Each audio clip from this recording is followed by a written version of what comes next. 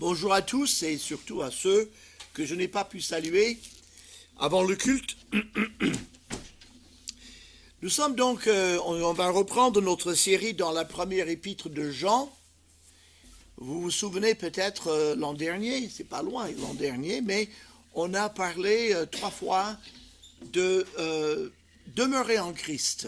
Il y avait 12 ou 13 points évoqués par Jean dans sa première épître. Quelles sont les caractéristiques de ceux qui demeurent en Christ?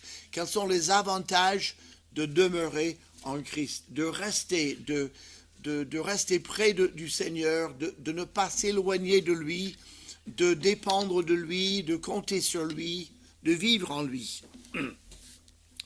Mais l'apôtre Jean aborde beaucoup de thèmes dans sa petite épître. Elle n'est pas longue, mais elle est extrêmement profonde. Il y avait un prédicateur très doué à Londres.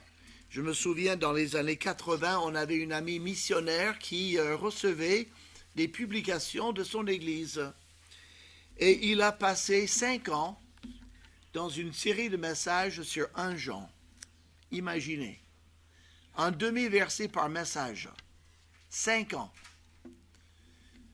Et il faut trouver de quoi dire, parce que Jean se répète beaucoup. Il revient sur les mêmes sujets. Il emploie les mêmes mots. Mais chaque fois, comme on dit aujourd'hui, il en rajoute une couche, ou il creuse un peu plus loin. Donc, on ne fait pas un demi-verset par semaine, mais on aborde par thème. Et aujourd'hui, je voudrais voir avec vous le vrai du faux. Vous savez, maintenant avec l'Internet et les médias, on nous parle d'infos et on nous parle aussi d'intox. Vous avez vu ça à la télé parfois? Info, intox. Alors ils essaient de prendre ce qui circule comme nouvelle pour montrer qu'en fait c'est tout faux. Mais beaucoup de gens le disent, mais en fait c'est faux. On parle aussi, c'est des expressions anglaises qu'ils ont importées en français, du fact-checking, c'est-à-dire quand quelqu'un a un monde politique dit quelque chose, tout de suite les gens vont aller voir si ce qu'il dit est scrupuleusement exact. Et s'ils trouvent des erreurs, ils n'hésitent pas à le dire. On a toutes sortes de choses comme ça. On a encore un autre mot anglophone que vous avez entendu, le fake news, donc les fausses nouvelles. Et donc, on parle de la guerre d'information. Mais ce n'est pas au XXIe siècle qu'on a inventé ça. Dieu a toujours distingué le vrai du faux. Dans plusieurs de ses paraboles, il y a le blé que le maître a planté, et puis il y a l'ivraie que l'ennemi a semé parmi le blé. Et la caractéristique de l'ivraie, c'est qu'elle ressemble presque identique au blé, seulement ne porte pas de fruits. Et au 1er siècle, l'apôtre Jean, il est préoccupé parce qu'au 1er siècle, dès les premières décennies après le retour de Christ au ciel, il y avait beaucoup de faux croyants. Alors, il y avait déjà parmi le peuple juif des gens extrêmement religieux qui connaissaient l'Ancien Testament comme leur poche, qui connaissaient tout du langage biblique, du langage spirituel, et qui essaient de s'infiltrer dans les églises chrétiennes, par exemple pour enseigner que si on n'était pas circoncis comme Dieu l'avait demandé à Abraham, si un nouveau croyant n'était pas circoncis, il ne pouvait pas être sauvé. C'est encore, on va dire, du fake news. C'est faux. Et pourtant, ces gens, comme ils maîtrisaient le vocabulaire biblique, on avait envie de les croire. Et il y avait beaucoup de choses comme ça. Il y avait d'autres gens qui étaient dans la philosophie grecque. Et par exemple, ils disaient tout ce qui est, par exemple, Platon. Platon, vous avez entendu parler de Platon. Il a dit, tout ce qui est réel est invisible. Par exemple, il dit, la chaise, la vraie chaise, la chaise authentique est invisible. C'est le concept de la chaise. Et ça, c'est éternel. Les chaises qui sont là, matérielles, ne sont pas réelles parce qu'ils ne sont pas durables, ils ne sont pas éternels. C'est seulement l'idée qui existe. Je dis, wow, je crois que je ne sais pas si je vais passer un après-midi avec lui. On va peut-être sortir la tête complètement tourneboulet. Hein. Et donc, les gens prenaient ça et puis ils adoptaient ce genre de langage à Jésus en disant seule la partie invisible de Jésus, la partie divine est réelle, sa partie humaine entachée puisque c'est matériel, c'est donc mauvais puisque la matière est mauvaise et donc le Christ n'a pas pu devenir encore, il est venu sur ce Jésus et puis quand Jésus est mort, il est mort de sa belle mort et puis le Christ est parti avant la mort de Jésus. Alors, comme ils parlaient bien, ils expliquaient ça avec philosophie, avec logique, mais ça détournait parfois les croyants qui étaient mal affermis. Et l'apôtre Jean écrit un Jean, et d'ailleurs ainsi que son évangile, et puis en 2 Jean et 3 Jean, les 2 petites lettres qui suivent, il parle de ça, de marcher dans la vérité, de ne pas se laisser emporter par le mensonge, par le faux, parce que le faux est faux et le vrai est vrai. Bon. Donc, il va montrer ici, dans plusieurs passages, qu'est-ce que c'est qu'un vrai chrétien et qu'est-ce que c'est qu'un faux chrétien. Donc, pas dans tous les détails, mais dans 3 ou 4 domaines.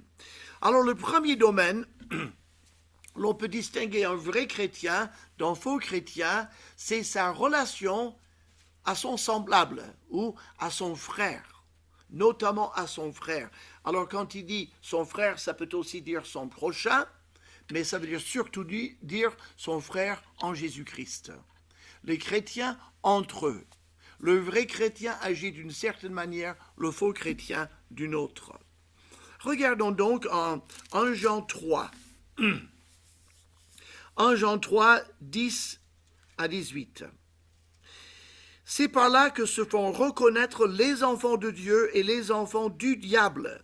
Quiconque ne pratique pas la justice n'est pas de Dieu non plus que celui qui n'aime pas son frère.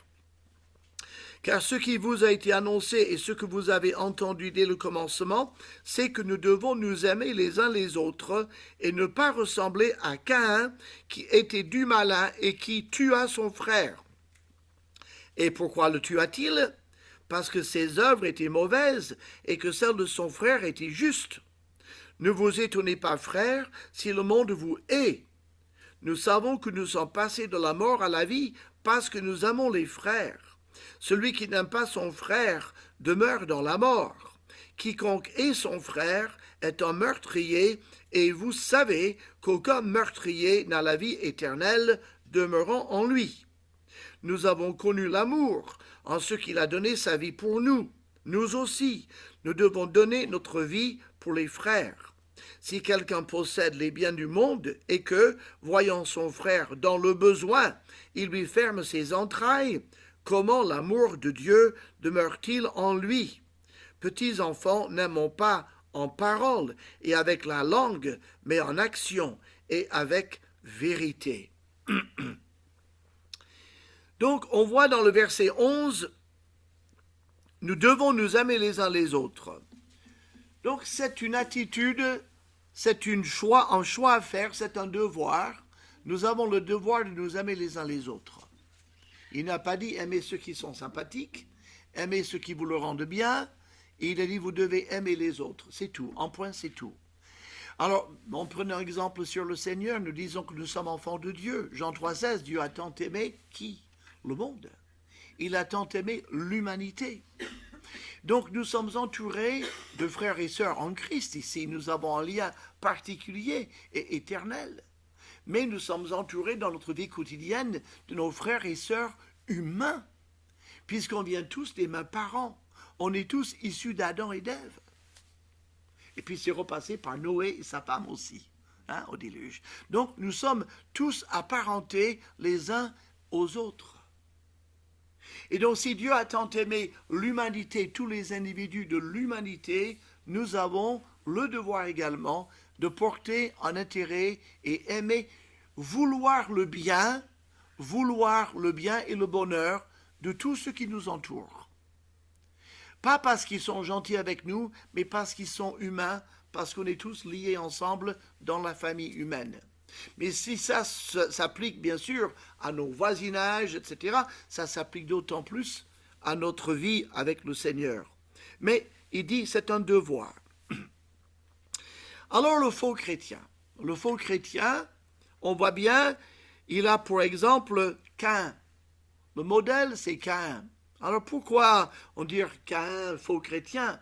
Caïn, souvenons-nous, avait la connaissance de l'Éternel. Dieu a parlé avec lui en Genèse 4. Il a prétendu pardonner à son frère Abel. En fait, il était très jaloux et après, il a bien parlé à son frère et Adam et Ève devaient penser que, bon, c'était oublié, mais il a attendu un moment où lui et son frère étaient seuls et son frère ne se méfiait plus de lui et il l'a tué. Et donc, Dieu a créé, Caïn était le premier enfant né de l'union d'Adam et d'Ève. C'était le premier homme, on pourrait dire, avec un nombril. Hein? Caïn était le premier homme avec un nombril, puisque c'était le premier à naître sur la terre, d'une maman. Abel était le deuxième. Donc, ces deux frères, les deux premiers frères, ils ont offert des sacrifices à l'Éternel. Caïn a offert les fruits de la terre. Ça lui a coûté du travail de pouvoir faire ça.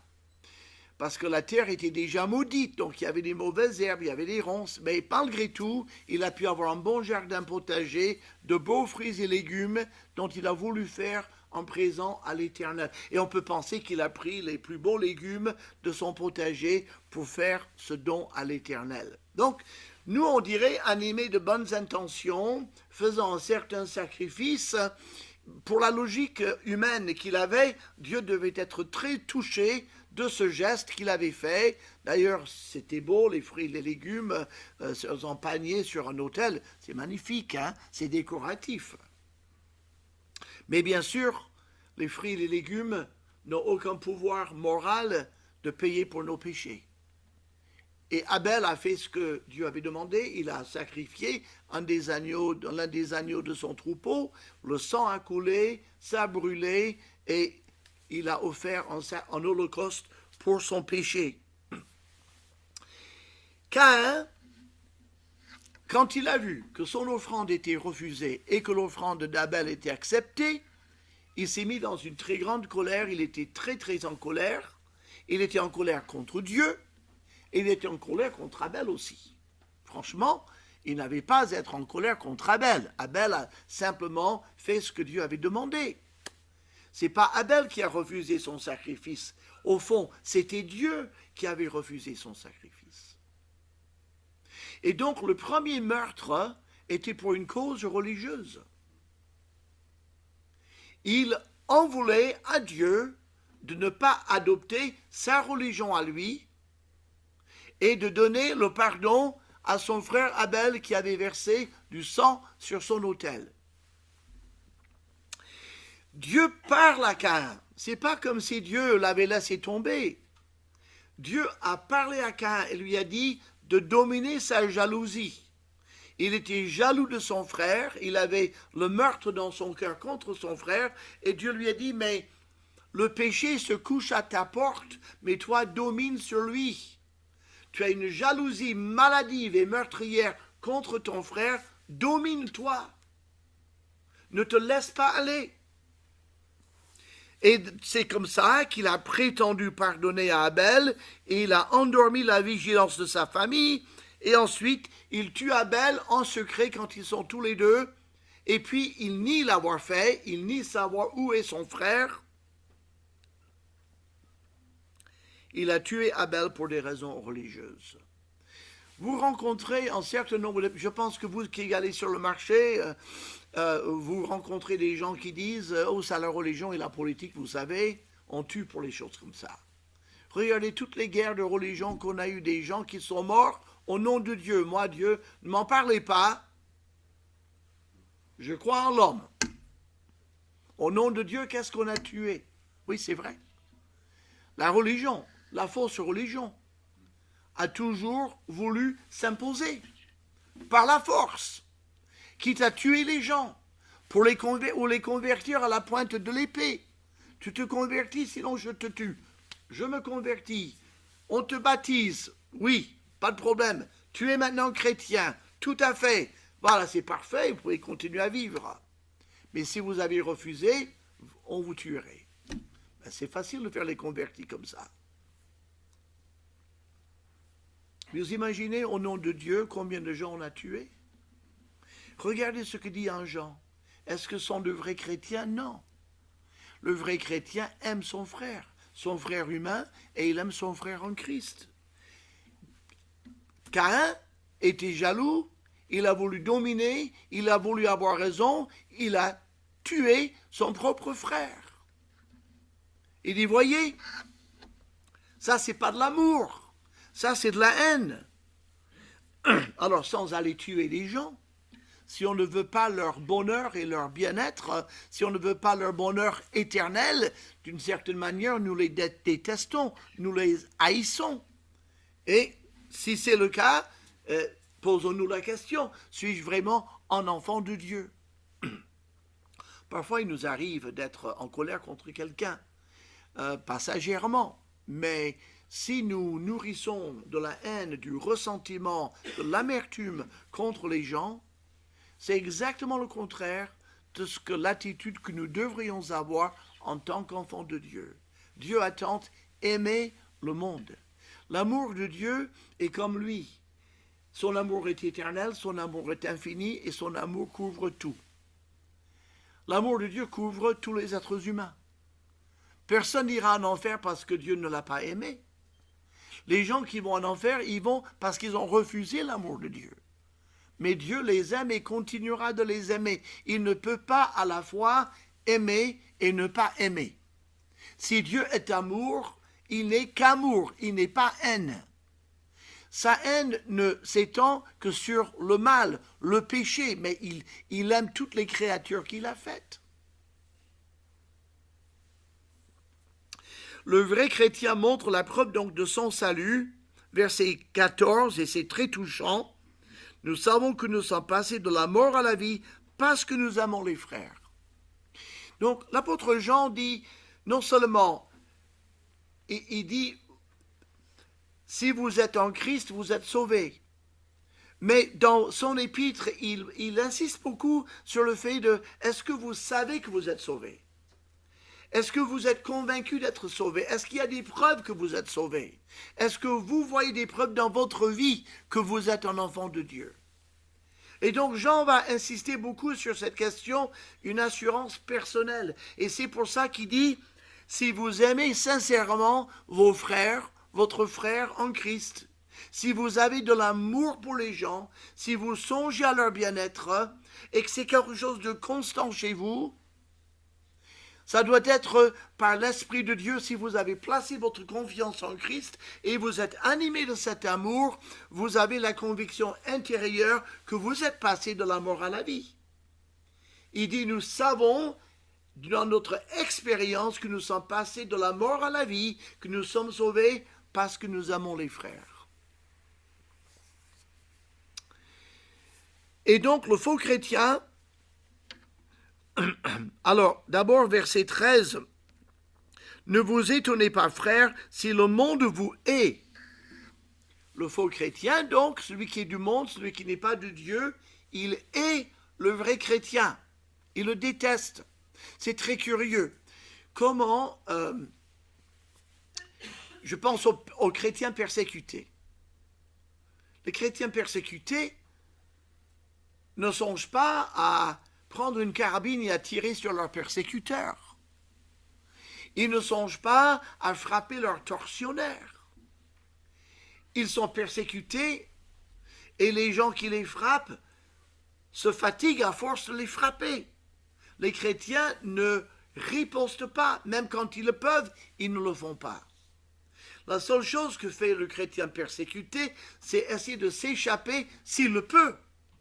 Mais s'il ne peut pas s'échapper, il endure avec fortitude, avec paix, dans la paix du Seigneur, cette souffrance de la persécution et même de la torture. Alors, qu'est-ce qui peut pousser les gens à haïr et à vouloir faire du mal à des gens qui ne leur ont jamais fait le moindre mal, qui leur parlent d'un Dieu d'amour et ils éprouvent le besoin de les faire souffrir et de les taper et de les tourmenter? Comment ça se fait? D'où vient cette haine? D'où vient cette réaction? Mais cette haine vient du diable. Donc les gens qui persécutent les enfants de Dieu, en fait, leur cœur est animé par le diable qui voue une haine féroce et constante contre Dieu et contre tous ceux qui marchent avec Dieu. On ne doit pas sous-estimer la présence de cette haine. Elle ne doit pas nous étonner.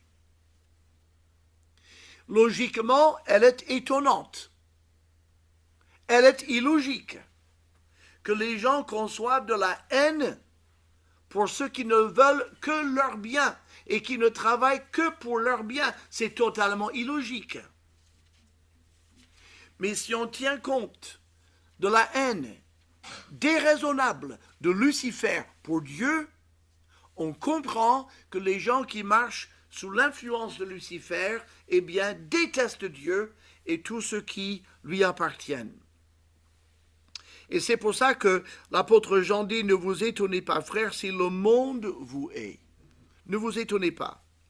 Vous devez aimer les gens, mais vous ne devez pas être choqués de ce que ces gens-là vous haïssent.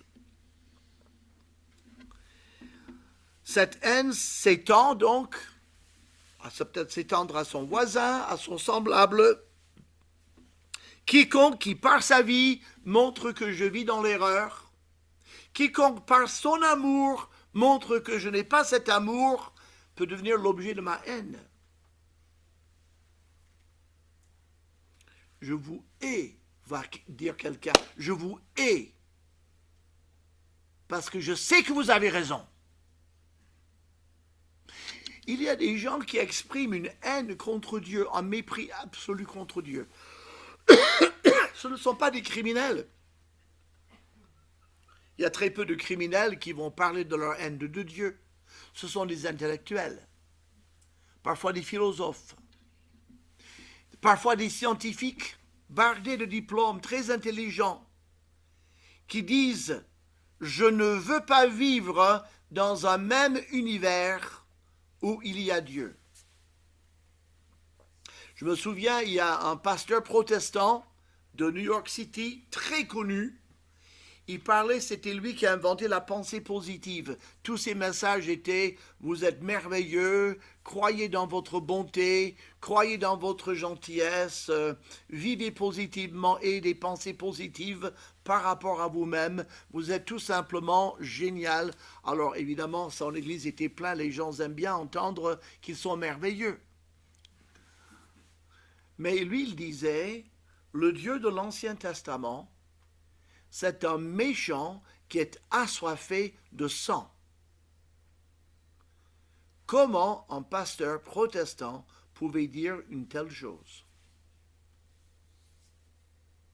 Donc, tout en étant très lumineux avec les êtres humains, en louant les hommes et les femmes, en leur disant qu'ils sont merveilleux, il vouait une haine féroce au Dieu de l'Ancien Testament. Ce Dieu notamment qui demandait des sacrifices d'animaux, de sang, pour couvrir les péchés. Pour lui, la doctrine du sang était une doctrine odieuse et horrible. Il haïssait la rédemption par le sang.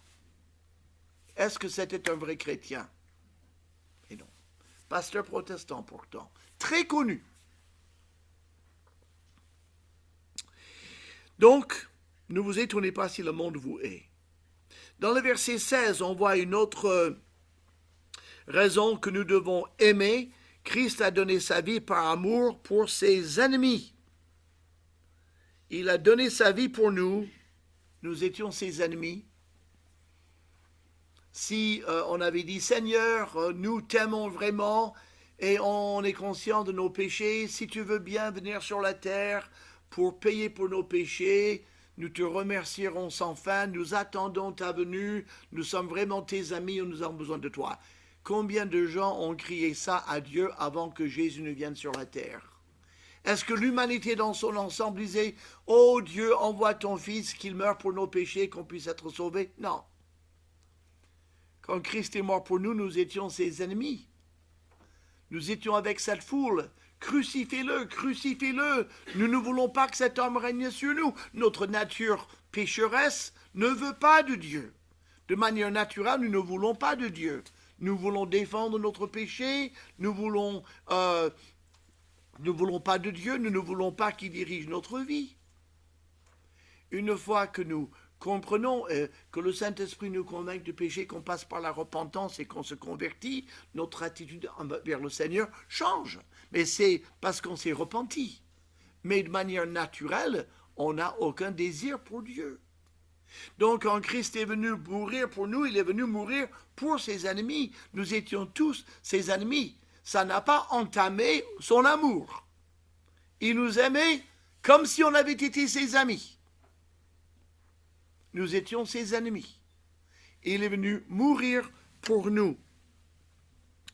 Et donc, il dit, s'il est venu mourir pour nous, nous devrions et donner sa vie, vivre pour nous, et mourir pour nous, et connaître toutes nos épreuves et toutes nos souffrances en tant qu'être humain. Il est venu pour nous.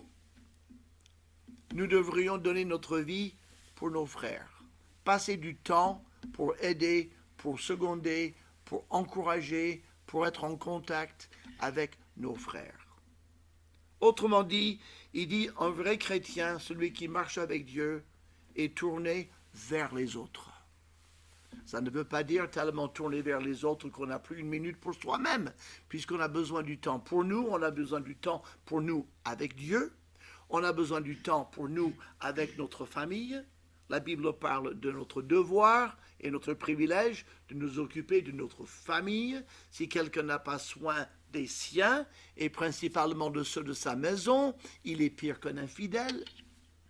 Il ne s'agit pas de passer tout son temps à aider les gens dans la rue, etc. On peut les aider, mais il s'agit d'être animé de cet esprit de vouloir le bien et le salut de toutes les personnes que nous croisons. D'être animé au fond par un désir de plaire à Dieu et de toucher les âmes pour Christ et de manifester l'amour de Dieu à nos frères et sœurs. Donner sa vie par amour pour tous ceux qui nous entourent. Il y a des chrétiens qui ont été martyrisés, qui ont donné leur vie pour permettre à leurs frères et sœurs de s'échapper, de partir. Il y a des chrétiens qui ont risqué leur vie pour aider d'autres à échapper à la persécution.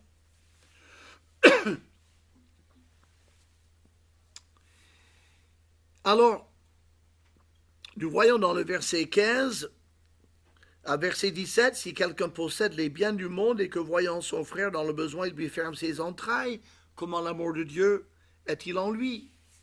Donc, et là, il évoque la question très pratique d'avoir un frère en Christ qui est dans le besoin, vraiment dans le besoin.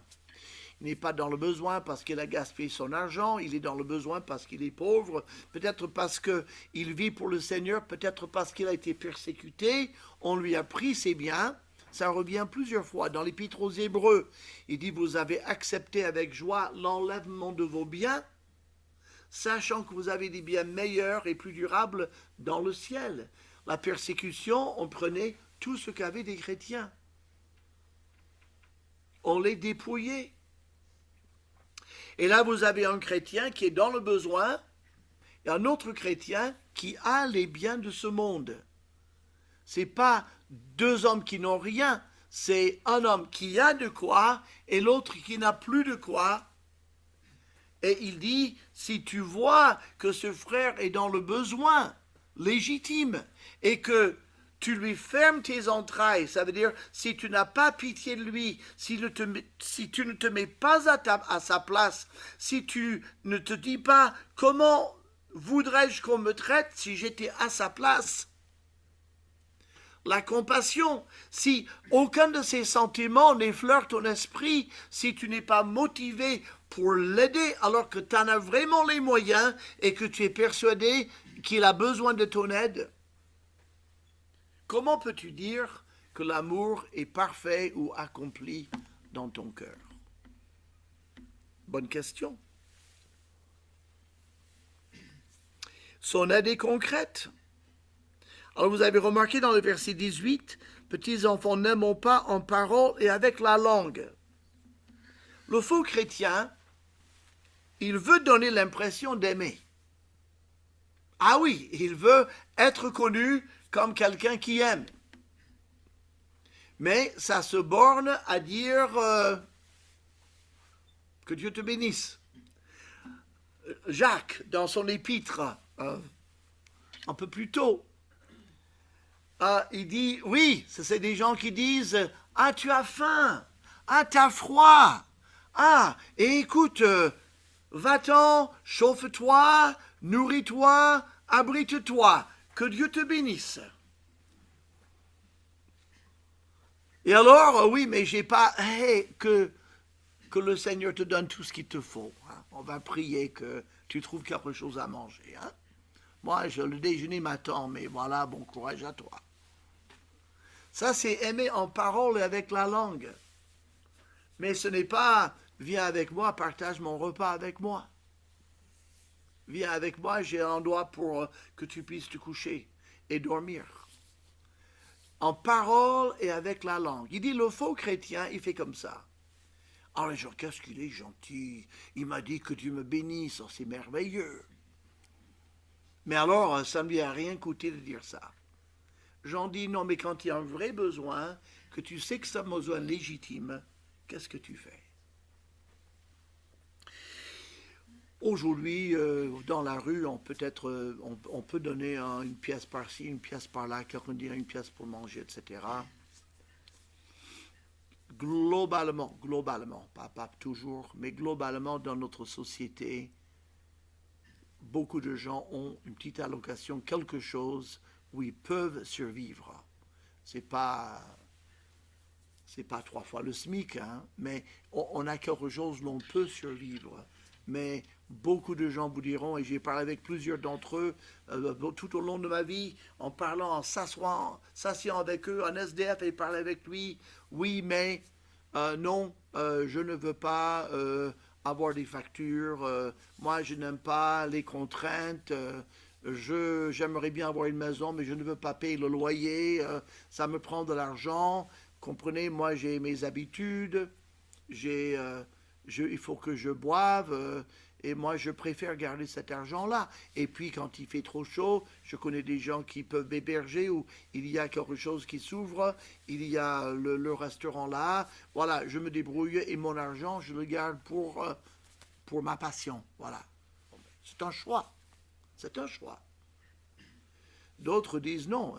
Peut-être vous dites non, moi je n'ai pas beaucoup d'argent, mais je veux quand même pouvoir avoir un petit logement. Alors, si je gardais tout mon argent pour boire, je pourrais boire plus, parce que je n'aurais pas à payer un loyer.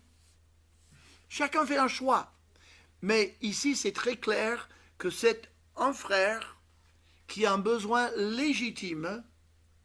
C'est pas parce qu'il a gaspillé son argent, c'est pas parce qu'il est dans une addiction, c'est sans doute parce qu'il a été persécuté pour sa foi.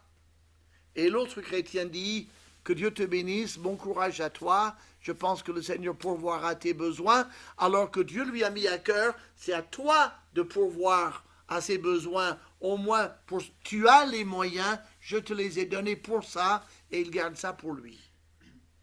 Jean pose une question simple. Comment peut-il dire que l'amour de Dieu s'épanouit et est actif dans sa vie? Ce n'est pas le cas. Il faut aimer en action et avec vérité. Et regardez versets 19 et 20. Par là, nous connaîtrons que nous sommes de la vérité et nous rassurerons nos cœurs devant lui, car si notre cœur nous condamne, Dieu est plus grand que notre cœur et il connaît toutes choses. Bien-aimés, si notre cœur ne nous condamne pas, nous avons de l'assurance devant Dieu. Donc, dans le verset 19 et 20 qui suit le verset 18 et les versets précédents, il montre cet amour en action, c'est-à-dire le chrétien qui a des moyens et qui agit concrètement pour combler les besoins d'autres gens. Il le fait de tout son cœur, il le fait volontairement, il le fait pour glorifier Dieu. Ça lui donne à lui-même une assurance spirituelle, c'est-à-dire il sait que quand il prie, il est en train de plaire à Dieu. Il sait que lorsqu'il demande quelque chose, il a confiance que Dieu l'écoute parce qu'il sait qu'il obéit à ce que Dieu lui dit de faire. On le voit avec un enfant. Quand un enfant sait qu'il est obéissant, et les parents constatent qu'il est obéissant, et qu'il demande quelque chose, pas fantaisiste, mais quelque chose de nécessaire, quelque chose d'utile, généralement, il n'a pas de doute que ses parents vont l'écouter attentivement, et si les parents peuvent lui donner ce qu'il demande, ils le feront. Parce qu'il sait qu'il a une bonne relation avec ses parents parce qu'il leur est obéissant. De la même manière, quand nous savons que nous marchons dans la vérité, Jean dit, ça vous donne une assurance dans votre cœur que vous plaisez à Dieu, que vous êtes agréable à Dieu, et ça vous donne du courage et ça vous donne une assurance pour prier Dieu, et vous êtes convaincu que Dieu vous écoute et que Dieu va vous donner ce que vous avez demandé, puisque vous avez demandé dans sa volonté. Quand nous sommes conscients d'être désobéissants, nous n'osons pas trop demander des choses à Dieu. On n'ose pas trop, parce qu'on sait qu'on n'est pas en train d'obéir à Dieu. Jean insiste beaucoup sur cet aspect de la vie chrétienne. Bon, ça c'était face à son frère, donc à son semblable. Maintenant, face à Jésus-Christ. Face à Jésus-Christ, nous voyons dans les versets, chapitre 3, verset 23, au chapitre 4, verset 6. C'est ici son commandement que nous croyons au nom de son Fils Jésus-Christ et que nous nous aimions les uns les autres selon le commandement qu'il nous a donné. Celui qui garde ses commandements demeure en Dieu et Dieu en lui, et nous connaissons qu'il demeure en nous par l'Esprit qu'il nous a donné. Bien-aimés, n'ajoutez pas foi à tout esprit, mais éprouvez les esprits pour savoir s'ils sont de Dieu, car plusieurs faux prophètes sont venus dans le monde. Reconnaissez à ceci l'Esprit de Dieu. Tout esprit qui confesse Jésus-Christ venu en chair est de Dieu. Et tout esprit qui ne confesse pas Jésus-Christ venu en chair n'est pas de Dieu, c'est celui de l'Antéchrist, dont vous avez appris la venue et qui maintenant est déjà dans le monde. Vous, petits enfants, vous êtes de Dieu et vous les avez vaincus, parce que celui qui est en vous est plus grand que celui qui est dans le monde. Eux, ils sont du monde, c'est pourquoi ils parlent d'après le monde, et le monde les écoute. Nous sommes de Dieu. Celui qui connaît Dieu nous écoute. Celui qui n'est pas de Dieu ne nous écoute pas. C'est par là que nous connaissons l'esprit de la vérité et l'esprit de l'erreur. Alors, quelle est la relation du vrai chrétien vis-à-vis de Jésus-Christ? Peut-être vous réfléchissez, vous dites, mais franchement, c'est hyper simple aujourd'hui. L'attitude de Jésus-Christ, du chrétien vis-à-vis de Jésus-Christ. Oui, c'est simple, mais l'apôtre Jean écrit simplement. Et je pense que, étant le disciple le plus intime du Seigneur, étant le plus âgé, parce que là, il a 90 ans passés, sans doute quand il écrit ce livre, il écrit tout à fait à la fin du 1er siècle. Vous savez, plus on vit sur la terre, plus on vieillit, plus on a du recul par rapport à la vie, plus les choses nous paraissent simples.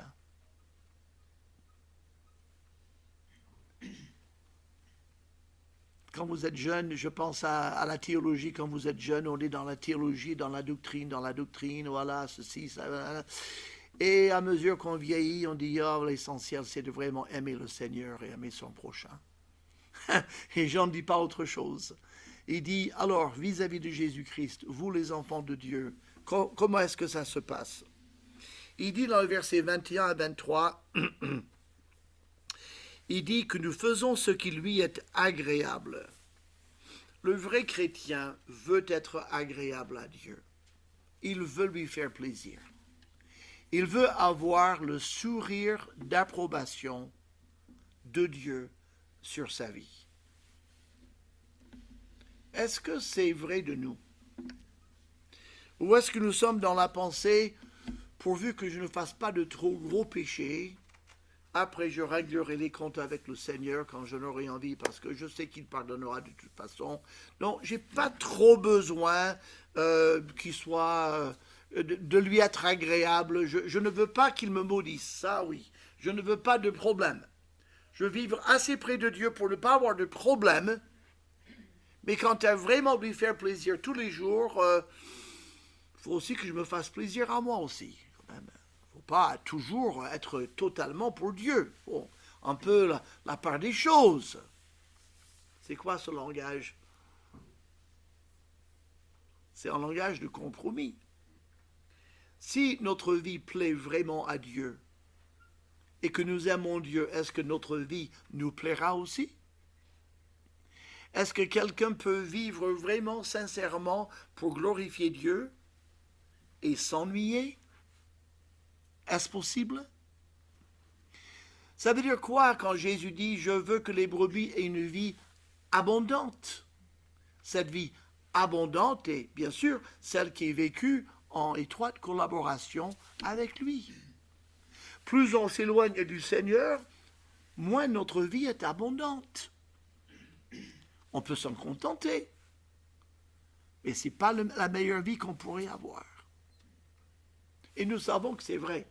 Nous tous qui connaissons Christ, nous savons que cela est vrai.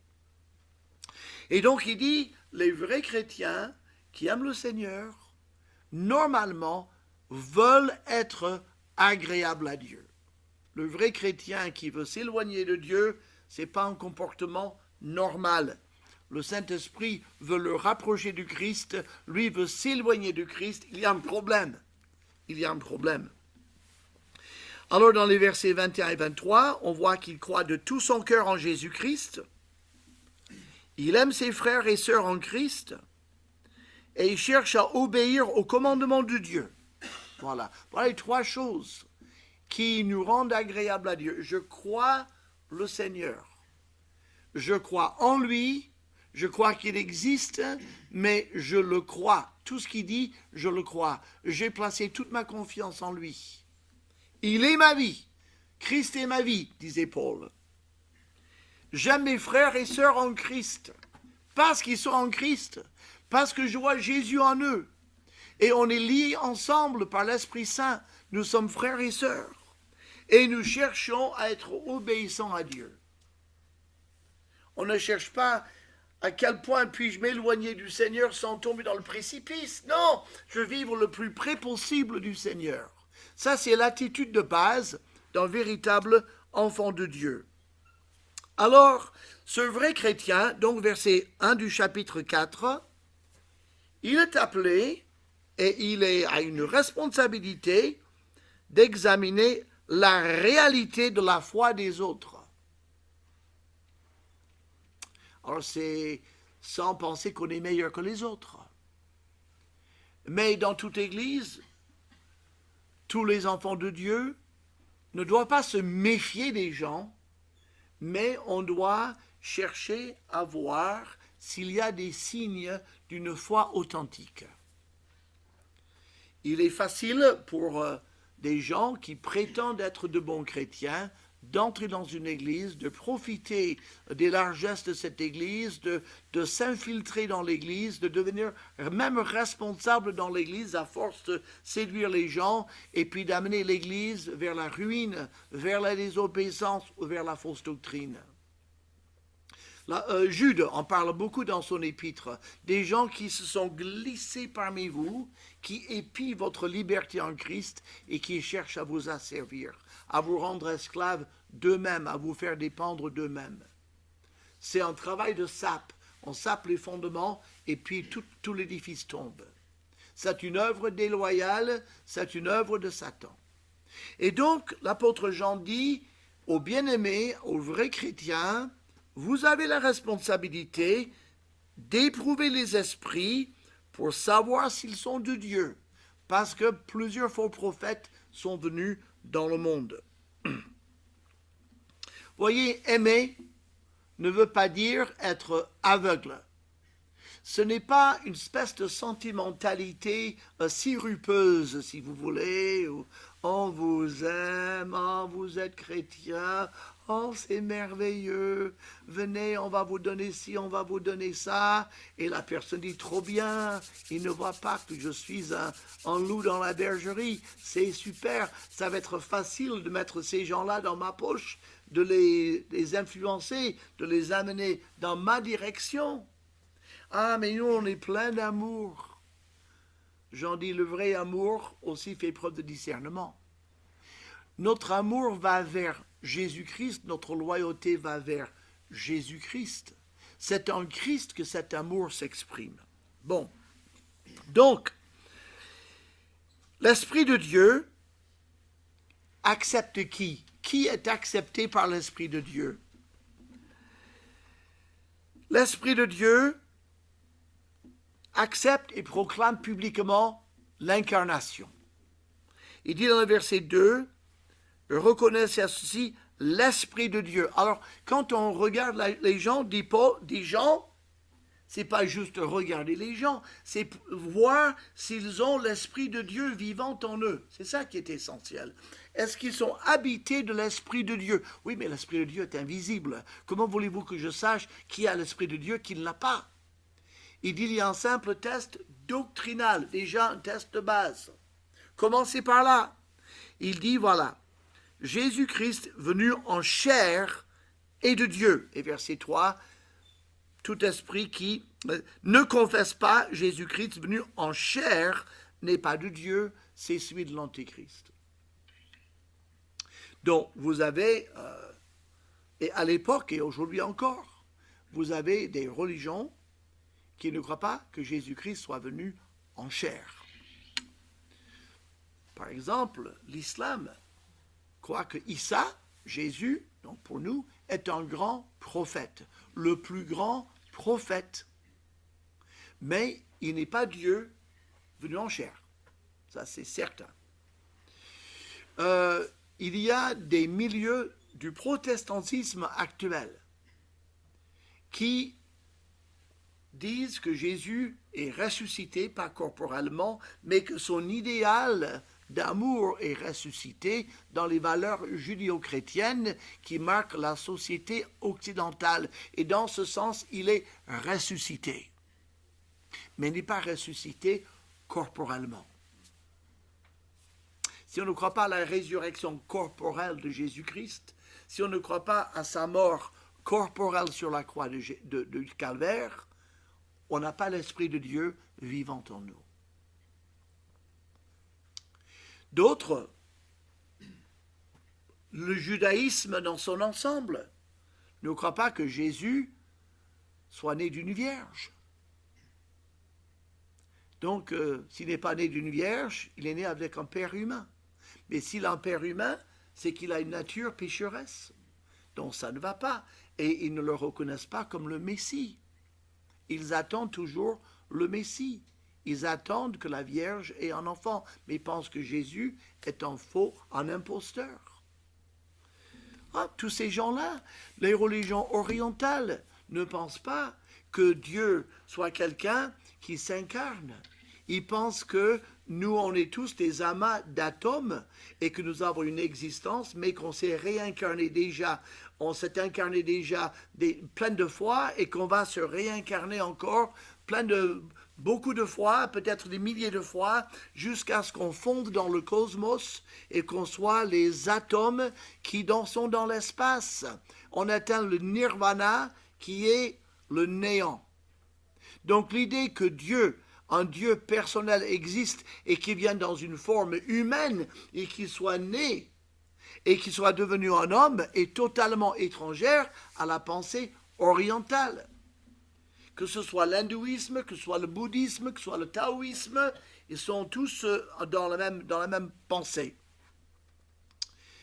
Et puis, il y avait des religions grecques, comme le gnosticisme et tous ces gens-là. Et c'est ça qui avait cours au 1er siècle, qui pensaient que comme la matière était mauvaise et que l'esprit était bon, que Dieu, esprit, pur esprit, ne pouvait pas venir dans un corps matériel, parce que la matière étant mauvaise, le divin ne peut pas s'incarner dans un corps humain. Donc Jésus-Christ ne pouvait pas venir en chair, selon la pensée grecque. Vous voyez, ça fait beaucoup de monde quand même. Et donc il dit, vous pouvez voir si quelqu'un a l'Esprit de Dieu, s'il confesse que Jésus-Christ, Dieu le Fils, donc Dieu d'éternité, est venu dans un corps humain de la Vierge Marie, vrai Dieu et vrai homme. Ceux qui confessent ça viennent de Dieu. Ceux qui ne confessent pas ça ne viennent pas de Dieu. Vous n'avez pas besoin d'aller plus loin. Posez-leur la question. Bien sûr, si Christ ne s'est pas incarné, il n'avait pas de sang. S'il n'a pas de sang, il ne peut pas verser son sang pour nous. Si le sang n'est pas versé pour nous, si la vie humaine n'est pas donnée pour les humains, Dieu ne peut pas prendre Christ comme un substitut et ne peut pas pardonner nos péchés. Nous restons dans nos péchés, Dieu reste dans sa sainteté, mais aucune réconciliation n'est possible. Donc, face à Jésus-Christ, donc, le vrai chrétien est habité par l'Esprit de Dieu. Et verset 4, il montre, vous les avez vaincus. C'est-à-dire, nous sommes vainqueurs de tout ce que le monde peut nous envoyer. Vainqueurs en Christ. Satan, est-ce qu'il est plus puissant que vous? Oui. Est-ce qu'il est plus puissant que Dieu?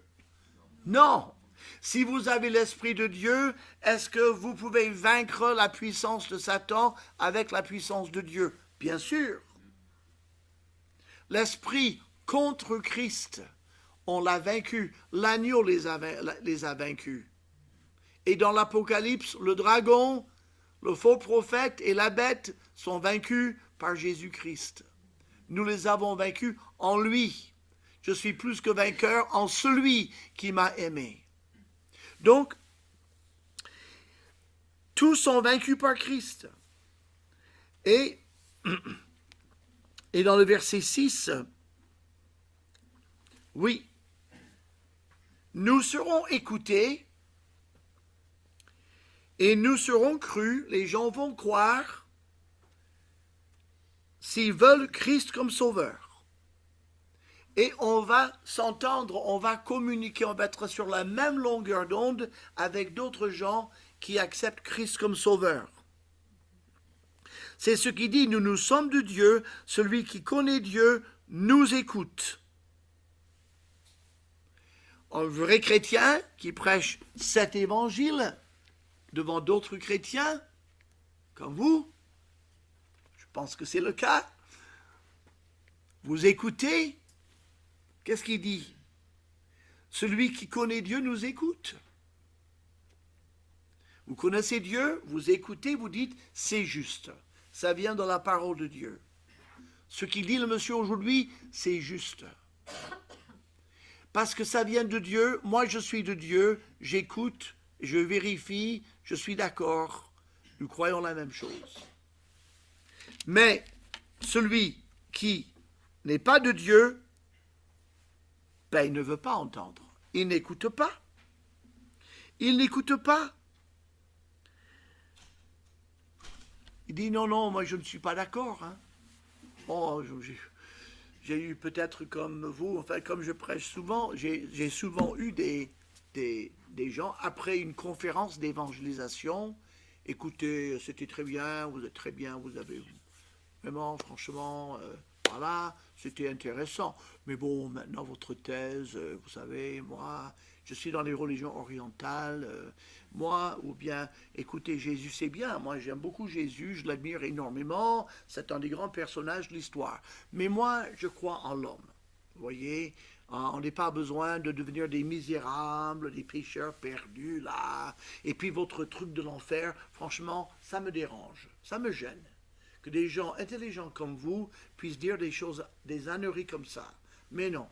Mais si un Dieu, mais il va accepter tout le monde, mais évidemment, il a tant aimé tous les êtres humains, c'est pas ce que dit votre bouquin, là? Bon, alors, qu'est-ce que vous croyez? Mais il ne faut pas faire peur aux gens, vous savez, nous sommes au 21e siècle. Alors, ils peuvent aligner des raisonnements, mais Jean, il dit finalement, ceux qui ne sont pas de Dieu ne vous écoutent pas. Ils peuvent faire des compliments sur votre présentation, mais le message, ils ne l'acceptent pas. Parce que eux, ils savent. Ils estiment que c'est plus logique de croire ce qu'ils croient que de croire ce qui a été annoncé dans la parole de Dieu.